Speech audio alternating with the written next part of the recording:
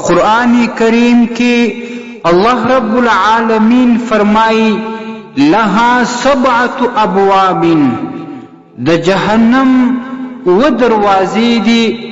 دی آیت نورستا امام عطا ابن ابی الرباح رحمه اللہ لکی چه د جہنم داسی و دروازی دی چه پا دی و دروازو کی دیر سخترین دروازہ، دیر بد او ناکار دروازہ، پا اعتبار د غم سرا، پا اعتبار د تکلیف سرا، پا اعتبار د گرمائش او پا اعتبار د بدبوئي سرا چه پا آغی که با عذاب دیر سخت وی، آغی که با بدبوئي غم تکلیف او گرمائش دیر زیاد وی.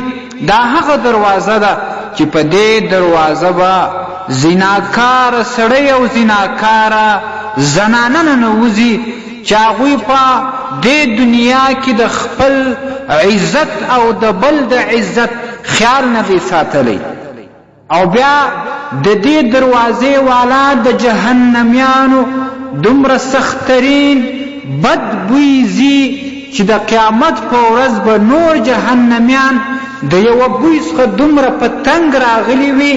الله رب العالمین ته به فریاد وکړي، ژړاګانې به کوي او سخت بله دې بویه په تنګ وي. نو دا به وایي چې دغه بدبویي له کم طرفه را روانه ده، دې بدبویي خو زمونږ نه د جهنم عذاب د جهنم ګرمایي او سختي هیره کړل چې کله شاوخوا وګوري نو دا بدبویي به د جهنم له هغې دروازې را روانه وي په کومه دروازه چې زناکاره سړی او زناکاره زنانه ننوتلې وي. د دې زناکارانو بدبویي به دومره بده وي، دومره ناکاره به وي چې نور جهنمیان به د دې بدبویي نه دومره په تنګ راشي چې د جهنم عذاب او ګرمایي به یې له یاده ووځي. د زناکارانو داسې سخترین عذاب دی.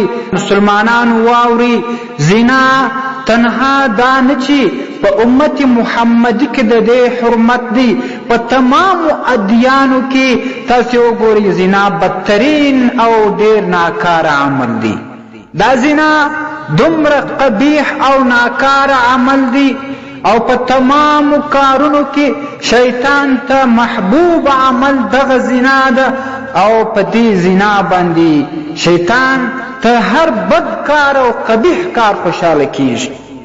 امام ذهبی رحمه الله کتاب الکبائر کې لیکي چې شیطان به خپل ټول لشکري خپل اولاد بچان په مځکه کې خواره کړي چې ولاړ سي مسلمانان خطا کی، دوکه کی، په ګناهونو کې واچوي او د صحیح لارې څخه واړوي، ګمراه کی.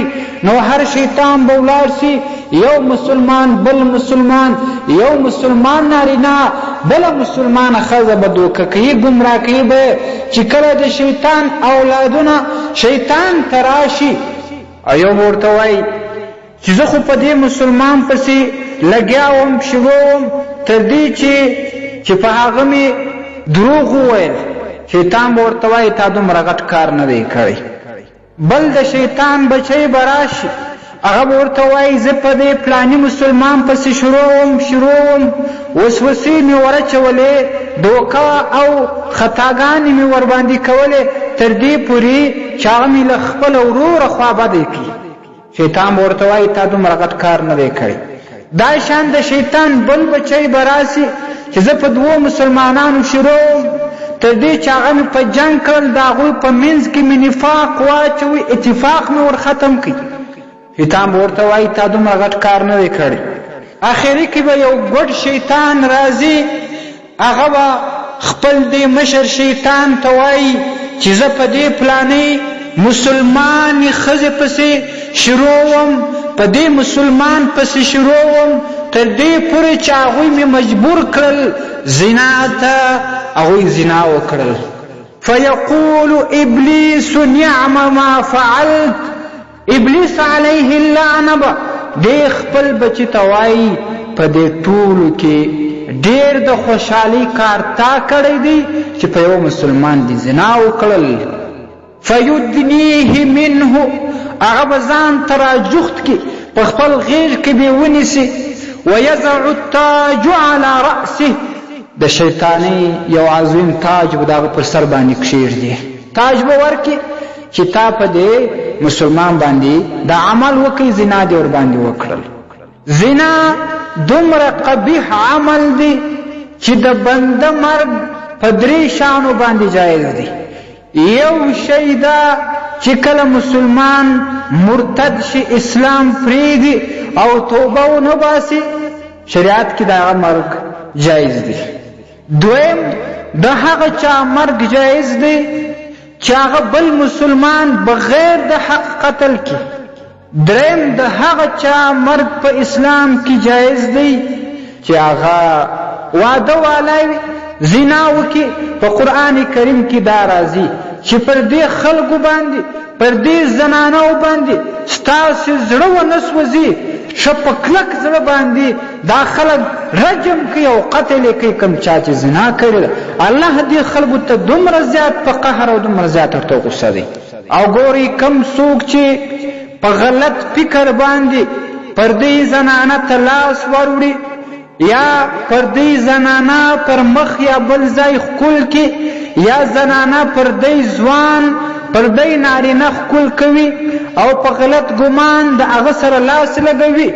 امام ذهبي رحمه الله کتاب الکبائر کې وایي چې کم انسان په غلط ګمان باندې د پردې زنانه سره یا پردې زنانه له پردې نارینه سره لاس صرف ولګي، د قیامت په ورځ به راویستلی شي، د دوی لاسونه به په سټ کې تړلي وي او د قیامت په ورځ به تمام مخلوقات ویني او پیژني به چې دا هغه انسانان دي چې یو بل ته په غلط ګمان، په شیطاني ګمان لاس وروړي.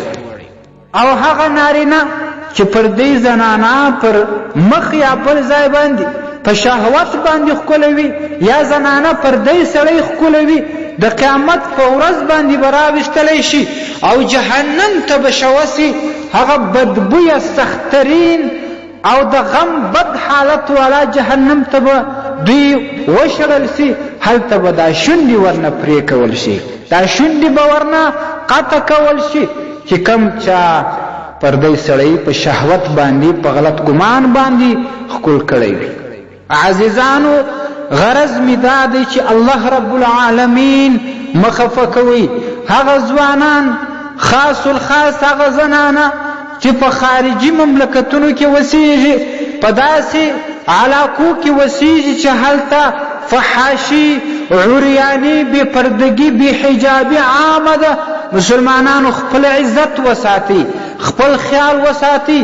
په داسې حالاتو کې الله رب العالمین درنه خفه نشي او دا د شیطان خوشحالونکی عمل درنه ونشي چې هغه دا فاحش عمل دی چې دی پر دې زنانه سره لاس لګول دي یا پر دې زنانه پر مخ یا بل ځای شهوتي ښکلول دي یا پر دې زنانه ته کتل دي او یا العیاذ بالله دغه بدکار قبیح عمل زنا کول دي. مسلمانانو د خپل ځانونو سره دا قصد وکړي چې د دې اعمالو به په کلکه اجتناب کوي. دا هغه سخترینې ګناوې دي چې الله رب العالمین د یو مسلمان مرګ په دې ګناه باندې روا کړی دي.